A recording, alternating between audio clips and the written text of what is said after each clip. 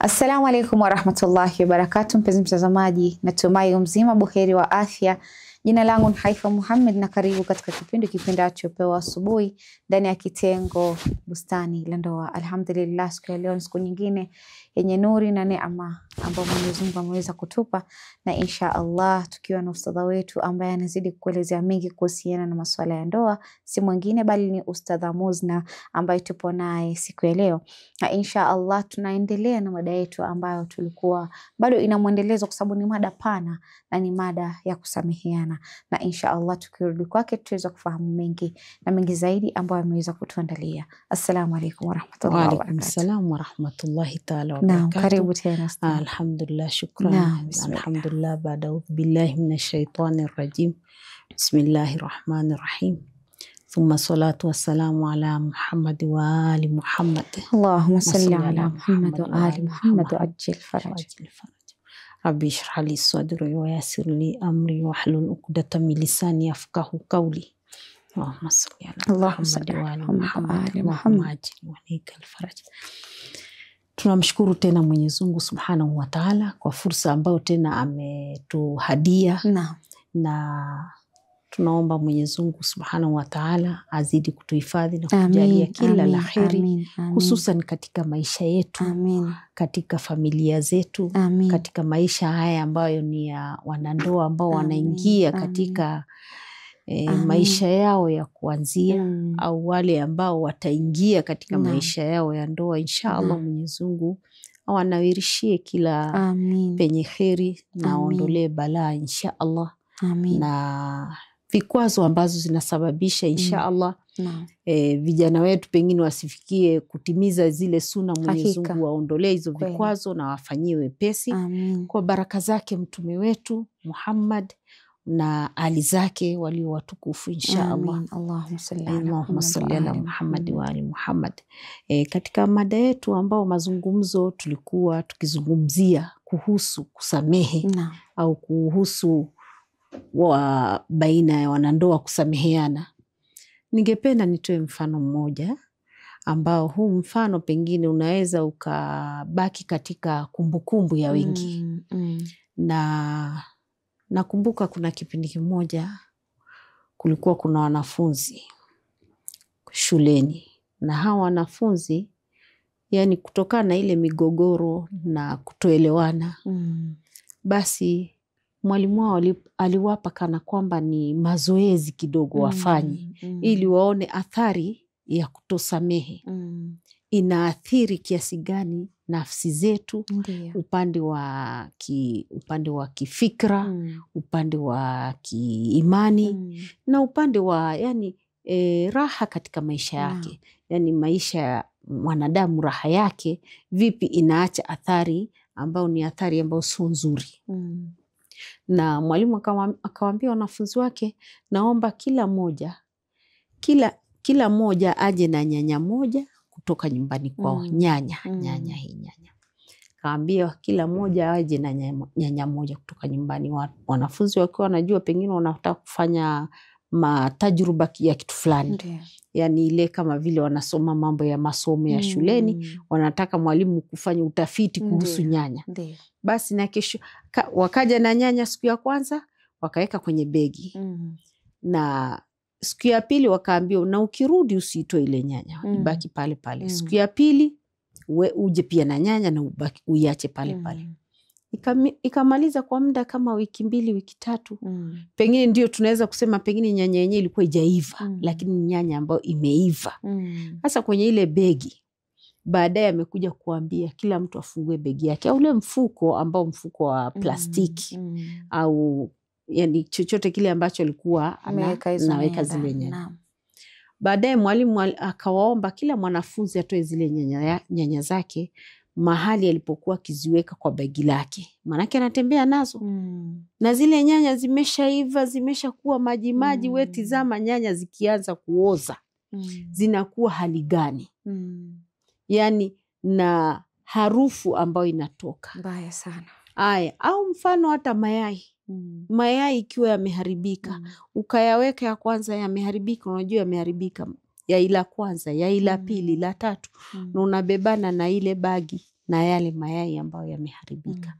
Basi mwalimu alipoambia haya kila mtu atoe mzigo wake, alipotoa akaulizwa, je, unafurahia ile riha ama ile harufu ya zile nyanya ambazo umekuwa ukibebana nazo zimeharibika? Kweli wote walikereka. Yani klasi nzima ilikereka na ile harufu ya zile nyanya ambazo walikuwa kizibeba. Na ilikuwa kwao pia ni mzigo. Yani hadi walifika marhala wanamwambia mwalimu wamechoka. Na ndio hivyo msamaha au kutosamehe inaacha athari ambayo si nzuri. Kweli. Inaharibu nafsi. Manake unabebana na vitu ambavyo ni vizito. Isitoshe ni vitu ambavyo vinaharibu nafsi. Vinaharibu ile mahusiano mazuri ya wanandoa. Hasa pale lakini ukiwa na kusamehe, chukua zile nyanya zitupe kwenye taka, sehemu ya taka. Je, bagi yako inakuwa na wepesi? Ina wepesi? Inakuwa na wepesi. Aya, begi yako imetoa ile harufu mbaya, hajatoa ile harufu mbaya? Inatoa kila kitu. Yani unabaki mwepesi katika ile hali yako ya nini? Ya kusamehe.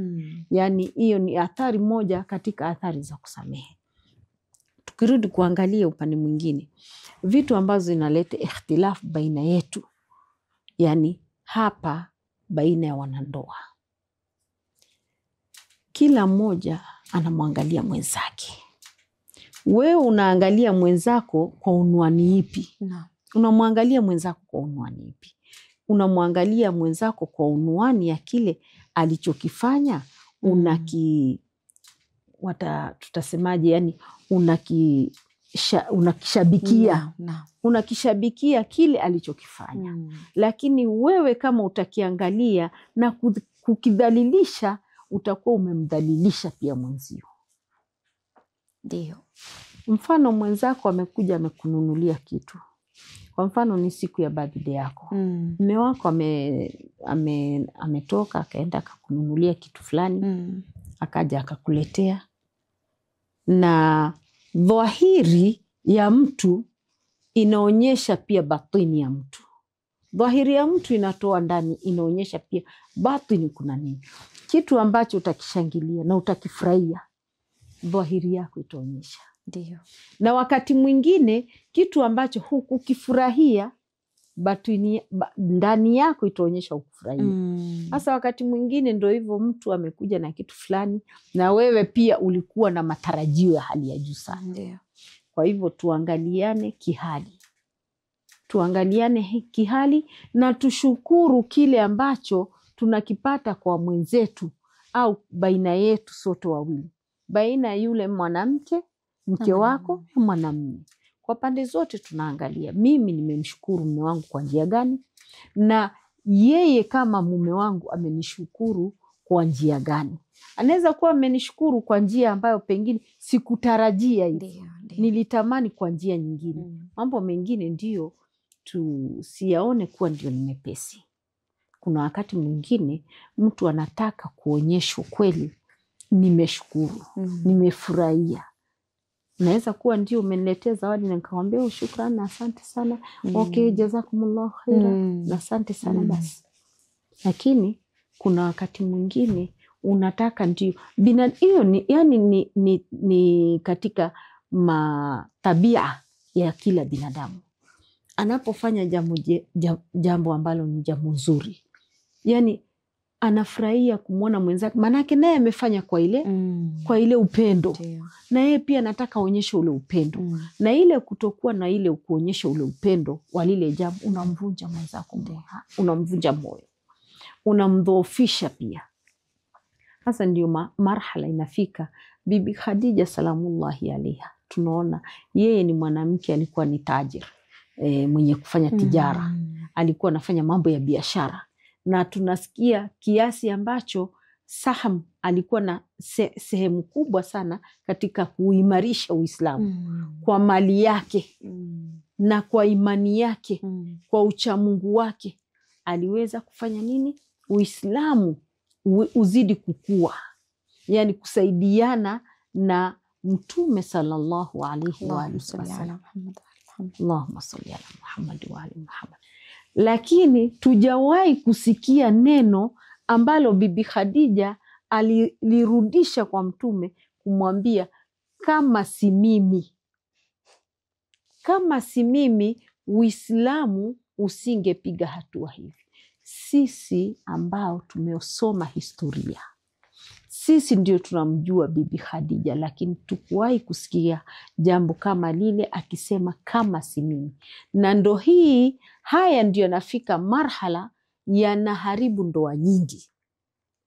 Alipokuwa mume wako anakupa mapato, au pengine nyote wawili mnafanya kazi. No. Nyote wawili mnafanya kazi, mnashirikiana kikazi. Ikiwa mnashirikiana kikazi, kila mmoja ana kile ananunua. Pengine mume anamkabidhi mke wake pesa pale. Mke wake naye alhamdulillah mashallah ni mwingi wa kufanya nini?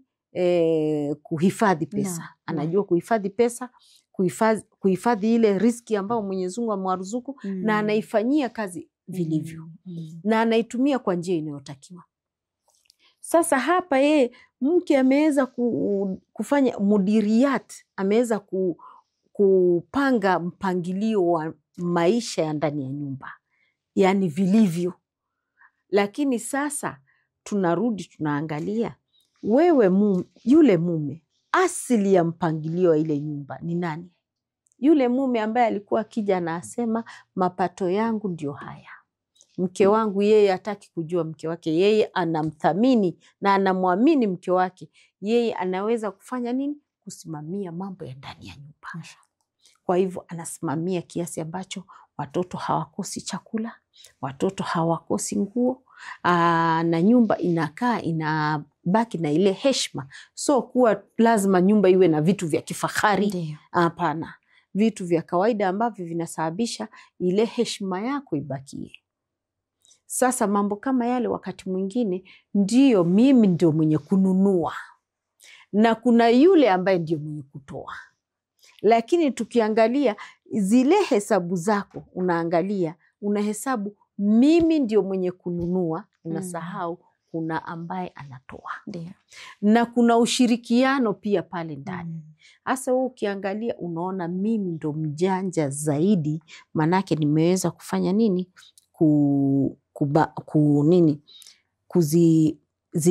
Zile mapato ambao tunapata nimeweza kuzipangia vizuri. Kwa hivyo mimi ndio mwenyeji, au mimi ndio mwenye kumiliki kila ambacho nakinunua. Sasa hapo pia tukue makini. Tuangalie sisi sote pale kuna msaada wetu, kuna kusaidiana sisi sote. Inatoka kutokea kule, inapitia ndio hapa na inaenda kununua kile. Sasa pale kuna daira ambayo tuko nayo. Usione wewe peke yako ndo unazunguka kwa ile roundabout unafika mwisho. Kumbe roundabout inazungukwa, unakuta kuna mume wake pale. Akitoa mume wake alichokitoa, kinakuja kinaletwa ndani ya nyumba. Sasa pale kuna kitu kinaitwa nini? Ushirikiano. Na ndio tunaambiwa kama ni kuhesabu neema za Mwenyezi Mungu. Je, tunaweza kuzihesabu? Hatuwezi kuzihesabu. Kwa hivyo na sisi pia tusihesabiane mimi nilichokifanya. Wewe umefanya nini? Mimi nimefanya nini? Sisi wote tumefanya sote. Wakati watu wanakuja wanakosana, watu wengi katika maisha hawakumbuki wema wa mwenzake. Kabisa, na hili linatokea sana upande wa talaka. Watu wakitalikiana, waliambiwa achaneni kwa wema. Achaneni kwa wema, lakini kama mlivyoishi kwa wema. Kama mlivyopendana tokea pale mwanzo. Kabisa. Hata kama mlikosana kiasi gani. Hata kama mlikosana. Suluhisheni, kama mmeamua kuachana, achaneni kwa wema. Hasa wewe ikiwa utaangalia hutosuluhisha. Lakini ukiangalia kila kitu kwa sababu una hasira ya mwenzako, hauna chema ambacho unaweza kusema cha kwake. Hauna wema wote. Unasahau wema wote ambapo, kwani wewe ulikuwa unaishi na shetani ndani ya nyumba? Hapana, na mtu kama wewe. Si alikuwa ni mume wako? Na huyu si alikuwa ni mke wako? Mlikuwa hamuishi shetani mbili. Mlikuwa mkiishi nyote ni binadamu. Na mlikuwa mkiishi ni vipenzi viwili. Mkipendana katika ndoa yenu. Lakini mnapofika marhala ile hasira, ile makasirishano, yani ile watu kukasirishana, yakishaingia basi pale naye shetani anakuwa ndio wangapi? Ndio watatu baina yenu. Hataki kumuonyesha mwenzake ana wema wake. Na huyu mwenzake pia alikuwa na wema wake. Ukiulizwa utaweka yani faili nzima ya maovu yake. Maovu ambaye pale kwa ajili ya ule upendo mlikuwa nao ulikuwa huoni. Lakini baada ya watu kukosana na kuhitilafiana, sasa kila mtu anaona mwenzake ndiye mbaya. Alafu istoshe unaona mwenzako hajawahi kukufanyia chochote. Ukiulizwa hajawahi kunifanyia chochote. Najua lile neno ni jambo ambalo linaumiza sana nyoyo za wengi, hususan wanandoa. Na sana sana uja kwa upande ya mwanamke. Manake sisi wanawake tuko very sensitive. Kwa jambo ndogo tunaweza tukafurahishwa, na kwa jambo ndogo tunaweza tukaharibu kila kitu. Tukaporomosha nyumba nzima, na tukaweza tukafanya nini? Tukajenga nyumba nzima kwa jambo ndogo. Wanawake wako, na ndio tunaambiwa tutumie akili, tusitumie hisia. Manake hisia zikishindwa na akili, ndio unakuta unaambiwa mwanamke mwenyewe anabomoa nyumba yake. Na mwanamume vile vile, manake tumeumbwa na hisia. Tumeumbwa na zile ambazo tumeumbwa na hisia, tumeumbwa na akili. Na kuna ile wanaita nini? Kuna ile matamanio. Kuna yale matamanio. Hivi vitu usipo zisawazanisha, nyumba utaiporomosha. Ndoa utaiporomosha. Watoto utawaharibu. Jamii utaiharibu. Yani hamna chochote kitaenda sawia. Hamna chochote kitaenda sawa. Lazima kila kitu usawazanishe. Wakati mwingine mwili wako unahitaji vitu vya baridi. Wakati mwingine mwili wako vitu vya baridi inahitajia vitu vya moto. Hasa wakati vitu ni vya moto, mwili unahitajia vitu vya moto. Wewe unaenda unaongezea moto. Mwili unazidi kuwa na nini? Moto. Unazidi kuwa moto. Na wakati haifai, mwili wako unajua hali yako, ndo umechukua basi, joto limekuzidi. Blanketi zilikuwa 2, unatakiwa ufanye nini? Upunguze utoe, ama uzidishi? Utoe hata moja, upunguze. Sasa ndo unamwambia mume wako niongezee blanketi nyingine. Si utazimia mle ndani? Utakufa sasa. Haya, wakati wa baridi unatafuta vinywaji vyenye kutia joto au vya kutia baridi, kuongeza baridi. Haya, wewe pale unakuwa mwili unatetemeka kutokana na baridi, na wewe bado unaongezea zile ice cream juu. Sasa pale unaongezea nini? Yani madhara juu ya madhara. Sasa ndio wakati mwingine tuangalie, tusawazanishe baadhi ya mambo. Tusiangalie tu mambo kwa njia ambayo tunaona ni kwa maslahi yangu mimi. Wacha niongee kwa maslahi yangu. Na ndio unaambiwa, je, unapenda mtu? Na unaambiwa, kwa mfano tunaambiwa, yani tugusie tu kidogo, maana ya kusengenya nini? Maana ya kusengenya ni kile ambacho mwenzako akikisikia akiwepo hakitomfurahisha. Ndio.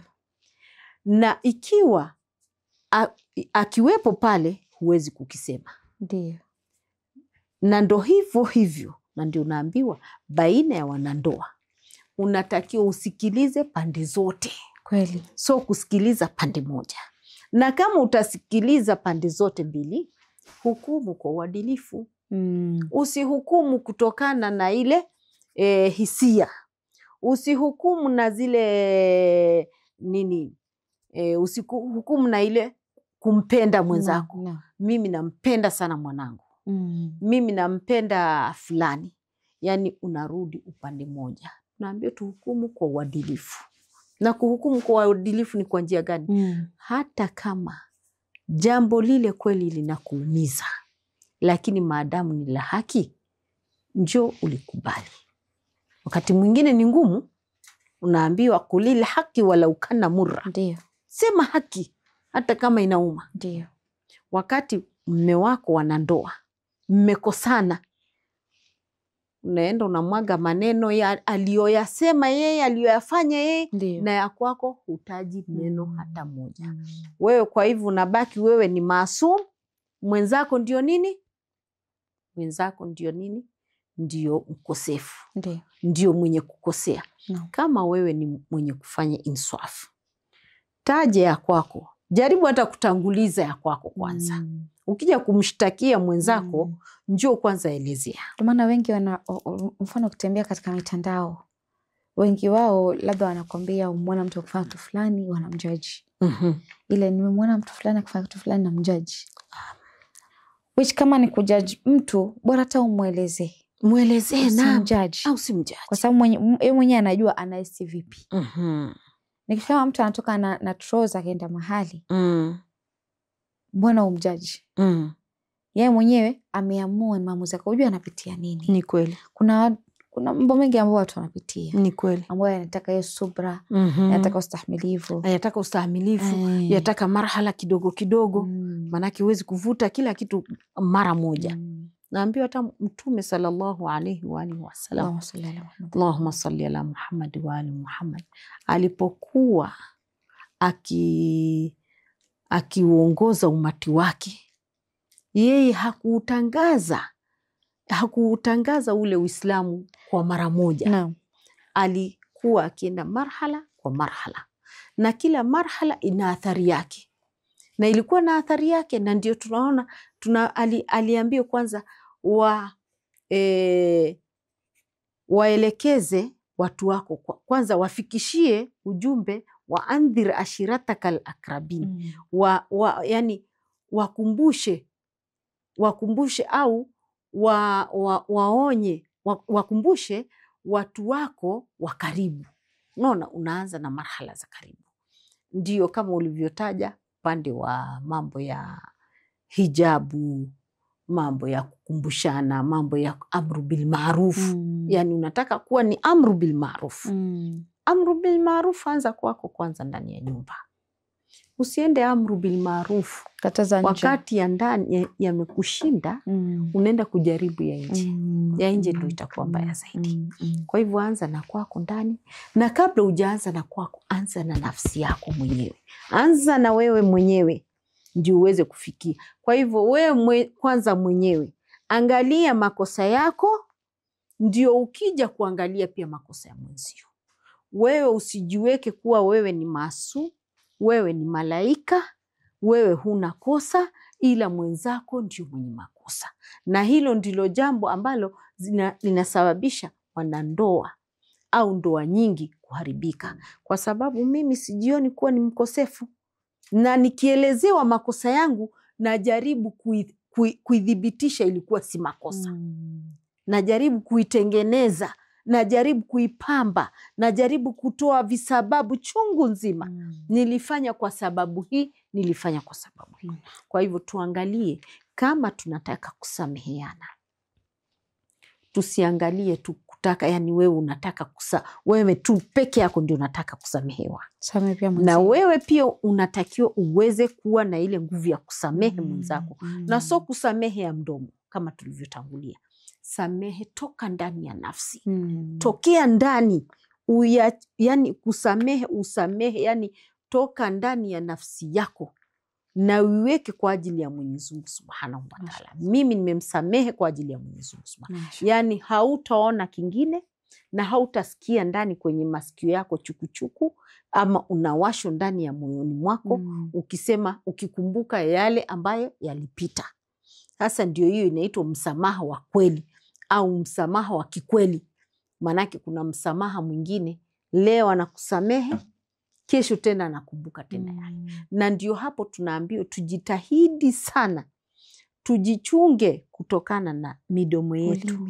Ulimi unatoa maneno ambayo kuyarudisha ni shida. Chamblesho alisema ya kwamba ulimi hauna mfupa. Hauna mfupa. Ukiamua kuongea, ongea na strategy. Usiongee kitu ambacho kitamkirihisha mtu. Asante. Maana kuna wengine kuna ulimi mzito wa kuomba msamaha. Na kwanza ulimi huo unatoka akilini. Ukitaka kujua kilichoko akilini, mdomo utatoa. Na ndio unaambiwa sanduku, yani moyo wa mtu ni sanduku. Ndiyo. Inaficha mambo mengi. Lakini huu ulimi ndio unakuja unatoa ulioyaficha ndani ya ulimi wako. Manake angekaa pale kwenye sanduku, kama hukuongea yasingejulikana aliyoko ndani ya moyo wako. Na wakati mwingine mambo ambayo yaliyoko ndani ya moyoni mwako, unaambiwa hata binadamu ukitaka kujua huyu binadamu ni binadamu aina gani, ama huyu mwanamke ni mwanamke aina gani, au huyu mume ni mume wa aina gani, mwambie azungumze. Na ndio mnapewa fursa baina ya mume na mke, muongee ili mjulikane. Usipoongea, na ndio pale mwanzo tukazungumza tukasema katika mazungumzo yetu ya mwanzo, tukasema usiweke vitu ndani ya moyo wakati unajua huwezi kuyastahamili. Ongea. Na mtu kuongea ndio anajulikana. Naam. Mashallah. Shukran sana ustadha. Hakika umeweka msisitizo sana. Na naamini atakuwa ameweza kushika yote ambao umeweza kuyasema, kwa sababu ni kweli katika karne hii tuko na mtihani mkubwa sana. Si kama kitambo, wajua kitambo tutasema kwamba tutajifunza mengi. Naona shukran sana. Kurudi kwako mpenzi mtazamaji, natumai katika awamu ya kwanza tukiwa naye ustadha, naamini mweza kufahamu ambao ameweza kuiangazia kuhusiana na msamaha. Msamaha ni pana, ni topic ambayo ni pana ambayo tunaendelea nayo ili kuweza kufahamu mengi ambao sisi kama binadamu tunapaswa kusameheana, tunapaswa mshukuru mwenzio kwa nia yoyote. Yani usimwekee kovu katika moyo, ama usijiwekee kovu katika moyo ukijua kwamba wewe binafsi ndio utakayeumia na sio ule mtu ambaye labda huenda hata hajui kama kwamba wewe umekosewa na yeye, hajui kama nitaomba msamaha vipi. Lakini insha Allah mpenzi mtazamaji, tutachukua mapumziko, tutakaporudi tutaendelea zaidi.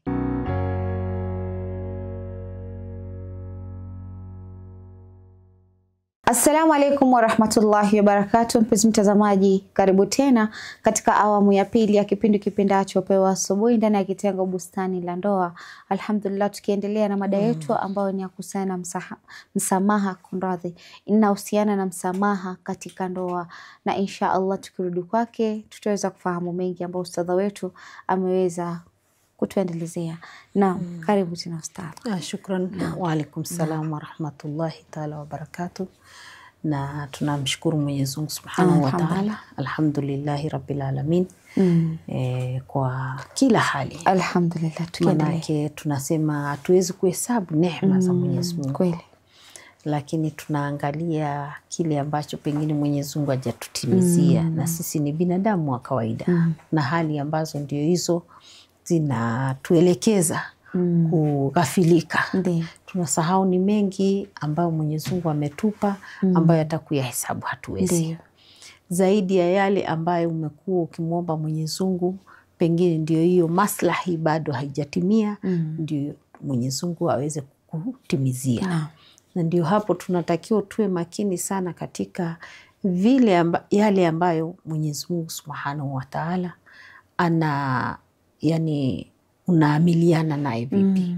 Ndiyo mwanadamu anatakiwa awe mwepesi na atoe yale ambayo anataka zaidi kwa Mola wake.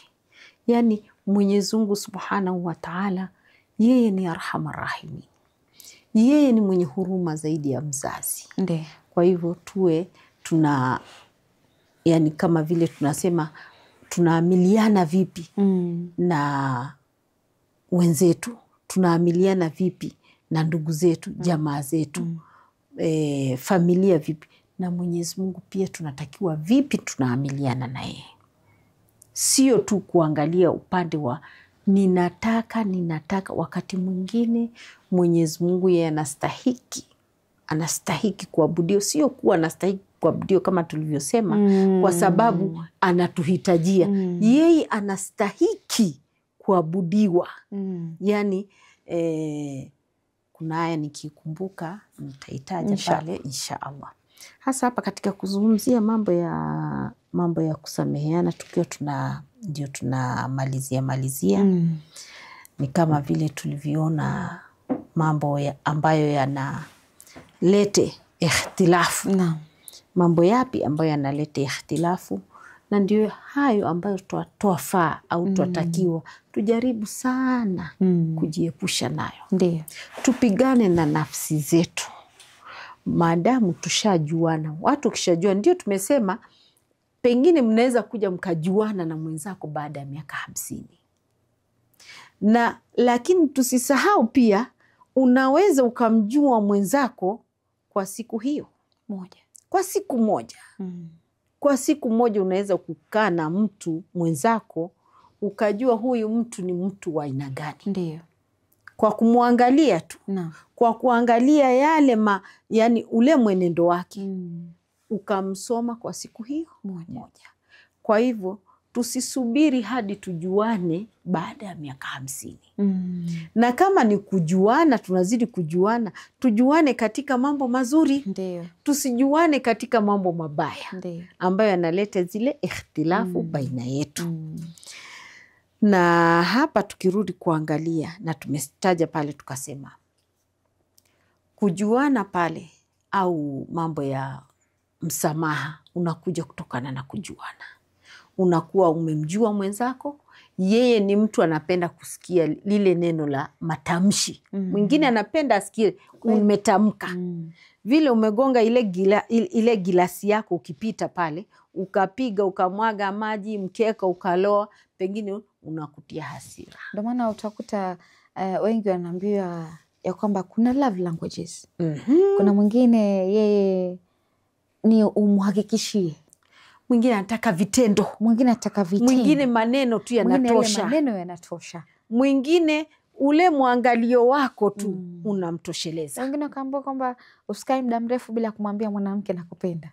Kwa sababu hata so muda mrefu naambiwa ikiwezekana kila siku, kila baada ya dakika isipite siku bila kumwambia mke wako unampenda. Kwa sababu wengi kati ya wanawake ni ambao ni emotional. Naam, ni kweli. Mwanamke unaweza mdharau ukasema kwamba mimi naomba kukupenda kila saa, lakini hujui ina athari gani. Unaweza mfunga macho ukafanya asione chochote kwa sababu ya hilo neno peke yake. Kwa sababu ni mwanamke ni kiumbe ambaye amepewa wepesi fulani katika moyo wake. Huwezi mfananisha na mwanamume. Maana wanaume siku hizo utawasikia wanasema wanawake mpaka umdanganye ndo akukubali. Mwanamke umdanganye ndo akukubali. Eti umdanganye ndo akukubali. Sasa umdanganye kwa njia gani? Mwambie una nyumba, unamiliki nyumba ya kifahari, gari kubwa. Wewe unafanya mambo ya kwa mfano wewe una shirika fulani. Sasa mambo kama yale, na ndio unaambiwa ndoa ikianza na mambo ya uongo wakati mwingine haifiki mbali. Na unaambiwa njia ya muongo ni fupi. Ni fupi sana. Kwa hivyo sababu wanaume wengine wanatumia njia ambayo ya kwamba mimi huyu acha nitumie hii njia kwa leo, nikifika ndani itakuwa hivi. Ndio maana utakuta wengine amezoea ile labda kabla hawajafika katika ndoa, acha huyu nimpampa, nimpe kila kitu. Kifika katika ndoa anabadilika. Anabadilika. Na ndio tunaambiwa sasa ndio hapo ndio tusikue ndio ile wanaita karubandika. Tusikue karubandika. Mimi pale ninakuja kufanya mazoezi ya kumfunga macho mume wangu. Usiende kumfunga mume wako macho kwa mapenzi ambayo unajua ni ya bandia. Na kumbe wewe fikra yako hata haiko kwake. Yani unataka tu mambo kama yale, yani wewe una fikra zingine ndani ya kichwani. Maana kuna vitu kwa kweli msamaha hausuluhishi. Naam. Wakati mwingine msamaha hausuluhishi. Una athari. Lakini kuna mwingine yani ukishamdanganya ndio ushampoteza. Siku akishajua tu ukweli, hata msamaha atakusamehe kwamba sawa mimi nimekusamehe, lakini kurudi mimi sirudi. Na ndio hapa mimi nikasema unatakiwa umjue mwenzako. Ukishamjua mwenzako vizuri, utajua huyu mwenzangu ni mtu wa aina gani, ni mtu wa sembuli gani, ni mtu anapenda kitu gani, anapenda tabia gani, anapenda mazungumzo aina gani. Na mwingine ndo hapo wewe kwa mfano ni mtu mzungumzaji mwenye zungapishie mbali. Ni kama kasuku. Unapenda kuzungumza ndio unazungumza maneno mazuri. Mashallah, mashallah. Unazungumza maneno mazuri. Yani kama yani ukikaa pale hamna neno ambalo unaongea ambalo ni la kuudhi. Lakini je, mwenzako anapenda mzungumzaji? Wewe angalia, mwenzako anapenda mtu mzungumzaji kama Kasuku daima tu yuko tu. Angalia kwanza mwenzako yuko katika hali gani. Ndio. Wana huenda yeye ndio sawa. Huenda yuko wewe uko sawa lakini mwenzako hayuko sawa. Ndio. Aya, kikazi kule kuna mambo yanamtatiza. Aya, kifamilia kuna mambo pia yanamtatiza. Kufikiria. Anataka ile apate ile nini concentration, ama apate ile nini inaitwa utulivu wa kinafsi. Na so utulivu wa kinafsi tu, na utulivu wa kifikra. Lakini sasa huu utulivu nani atampa ikiwa wewe mazungumzo unataka mazungumzo toka saa ngapi mpaka saa ngapi? Toka asubuhi mpaka jioni. Wakati mwingine muelewe mwenzako kabla yeye mwenyewe haja kuambia nyamaza, nimechoka, unazungumza sana. Kabla haja kuambia wewe mwenyewe muelewe. Pale tu kipindi anapoingia ndani ya nyumba, mjue mwenzako yuko katika hali gani. Na watu ambao wameishi pamoja, kila mmoja anamfahamu mwenzake kabla ya mazungumzo yake. Ndio. Ile dhahiri yake, na ndio hiyo ni tukasema pale. Unaweza ukamjua mtu kwa siku moja, huyu ni mtu wa aina fulani. Unaweza kwa siku moja ile kumwona yule mtu, moyo wako ukafa kwa mapenzi yake kwa ile siku moja. Na kweli haujakosea, ni mtu kweli ambaye anastahiki kupendwa. Ndio. Lakini unaweza kukaa na mtu kwa muda wa miaka 50, unajaribu kuweka ile upendo wako kwake, inashinda. Ndio. Na ndio unaambiwa mjuane kwanza. Na ndio hizi tunaambiwa ndoa hizi za social media. Mnaingia kwenye kwenye Facebook, tunaonana pale. Mimi sijui mtu mwenyewe yuko vipi, pengine nusu pale mwenyewe ni mlemavu. Tuseme walemavu hawezi kuoa. Kweli. Walemavu pia wana haki zao za kuoa. Na tunatakiwa tuwape nafasi mahsusi, na tuangalie kwa ile muangalio mzuri. Na sio kwamba unamhurumia. Unamhurumia, unakuwa mtu mwenye umemkubali vile umemkubali vile alivyo. Na ulemavu sio wa kiwiliwili tu. Ndio. Kuna ulemavu pia wa tabia. Ndio. Sisi tunachukulia wakati mwingine kumbe yule mlemavu pengine wa kiwiliwili, lakini yuko kamilifu sana kwa upande wa mambo mengine. Ndio. Lakini sasa ndio pale watu wakijuana. Mimi pale sitaki kugusia mambo ya ulemavu wa kimwili. Manake yote ni yale ni mambo ya Mwenyezi Mungu Subhanahu wa Ta'ala. Lakini wana haki zao. Ndio. Hasa pale zile social media tunaingia pale, tunakutana na watu Facebook, tumejuana kwa njia kuonana kwa picha. Nimeona ndoa nyingi na zingine zimefanikiwa na zimefaulu na wameishi na wamezaa na wako na familia. Kwa kupitia zile mambo za mambo ya social media tu. Wakaongea wenyewe pale wakasalimiana, salamu alaikum, ni nani wewe? Fulani. Naitwa nani? Naitwa fulani. Aya, wakabadilishana namba, wakazungumza, wakaelewana hadi wakafikishana kwa wazazi wao. Kwa kutoka kule kwa kupitia ma Facebook wakaja wakaelewana. Haya, hapo sasa yayo ni mengine. Japokuwa ni ndoa ambazo tunatakiwa tufanye ihtiyat. Tujichunge nazo. Manake huwezi kujua nani ni nani. Ndio. Vitu zingine ndio kama hizo. Kama kuna mtu ambaye mko naye, unaweza kuongea naye ukamuona, mkaelewana vizuri, mkafahamiana vizuri, pale inakuwa ni bora zaidi kuliko ile ya kupitia mambo ya Facebook au mitandao. Kwa mitandao mnatumia mitandao kujuana. Hiyo ni mambo ambayo inakuwa yani tunaweza kusema ni 50-50. Ndio. Huenda ikafanikiwa ama isifanikiwe. Na ikija ifanikiwe, alhamdulillahi rabbil alamin. Manake Mwenyezi Mungu ndio mwenye kuruzuku. Ndio. Sasa tukirudi kuangalia hapo mahali ambapo nilikuwa nagusia. Mume wako ukishamjua ni mume wa aina gani? Ukishamjua hata msamaha wake utautoa kwa njia kulingana na yeye. Wakati mwingine wewe mwenyewe unatoa msamaha kwa ile mume wako ushamjua. Msamaha wake hata unaweza kuwa unatoka nje. Ndio unakumbuka nilitakiwa nimuombe msamaha. Nilikosea sehemu fulani. Hapo amefungua mlango kama alivyofungua Sheikh Jafar mlango. Ndio unakumbuka ukitoka unasema by the way, samahani nilikuwa nimekukosea. By the way, ama kwa kweli nilitakiwa nikuombe msamaha. Lugha ya msamaha pia inatakiwa. Ndiyo. Nilitakiwa nikuombe msamaha. Kuna lugha nzuri nyingi. Ukiziandika unaweza kuziandika lugha zikafika lugha hata kiasi ambacho hata umalize miezi unaziandika. Lugha za upendo, lugha za kuomba msamaha. Unaangalia pale hata unarudi kutoka kwenye ule mlango. Mpapase yule mume wako, mwambie kwa kweli nisamehe, kweli nilikuwa nimekosea. Yani kwa ile nafsi unatoa, sio ile haraka haraka ati mimi bana nisamehe. Nisamehe, najua nimekosea. Najua nimekosea. Ndio maana siku hizi ukiangalia wanawake wanaanza kuwa na ubunifu. Mtu anaamua mimi acha niende zangu kwanza nikatengeze keki. Wala mwingine ameandika unatafuta njia.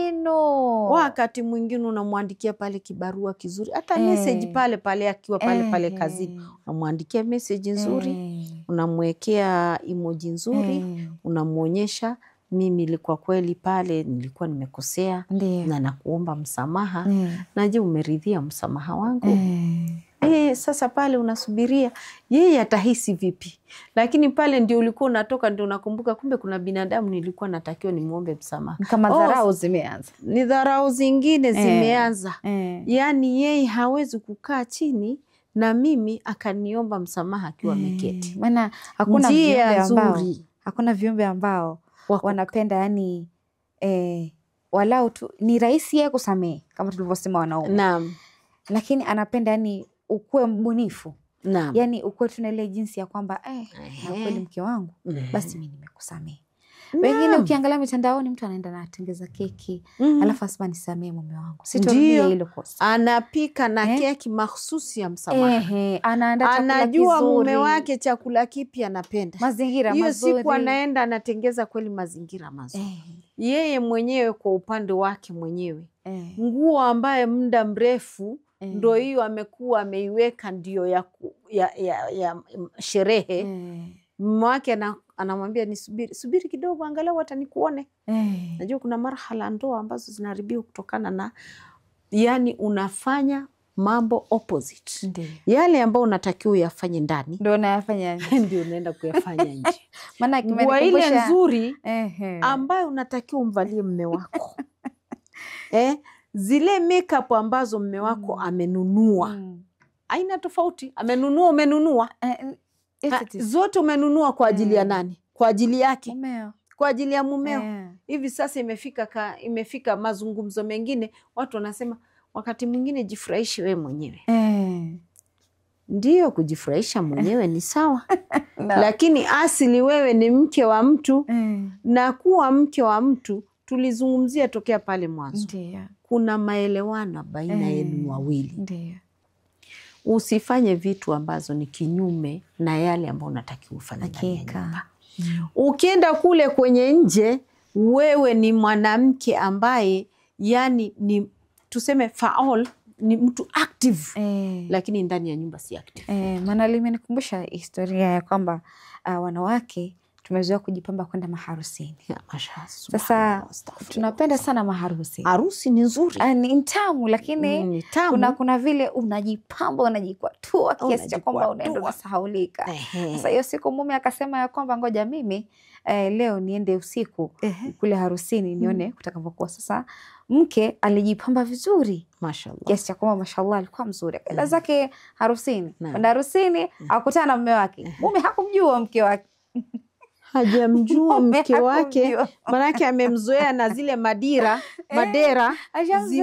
zimening'inia mpaka zinamwangusha na mwaga mchuzi kwenye ndani ya nyumba yake, na zile nguo ndefu hizo ambazo zinamtegatega ndani ya nyumba, kiasi ambacho anamgonga hadi mume wake akipita na zile. Amemzoea katika hali gani? Katika hali ile mpaka anamwambia. Maana ilibidi saa alimtongoza yule mke, hakujua ni mke wake. Sasa mke ilibidi amerudi nyumbani mapema ikabidi aanze kujichekea peke yake. Anamtongoza mke wake na hajui kama ni mke wake. Mke alirudi mapema nyumbani wala hakusema kitu. Maana alijiangalia ni kwamba na kweli mume ameanza kunisahau. Hajui kama ni mimi. Sio kumsahau. Amemnyima haki mume wake. Amemnyima haki nyingi sana mume wake, kiasi ambacho anaweza kwenda kumposa tena au kumtaka tena sehemu ambayo sio sehemu yake. Kweli. Wakati yeye yuko naye ndani ya nyumba na anahangaika na shughulika na mke wake na hizo nguo na hayo mapambo yote alojipamba yako ndani ya nyumba. Kwa nini usiyatumie kwa ajili ya mume wako? Kwa nini usiyatumie mahali ambapo unapata malipo mema kutoka kwa Mwenyezi Mungu Subhanahu wa Ta'ala? Unakuwa umefanya ibada. Wakati mume wako anakuona katika hali nzuri, mwanamke mzuri, umependeza, Mwenyezi Mungu pia anafurahia ile furaha ya kumridhisha mume wako.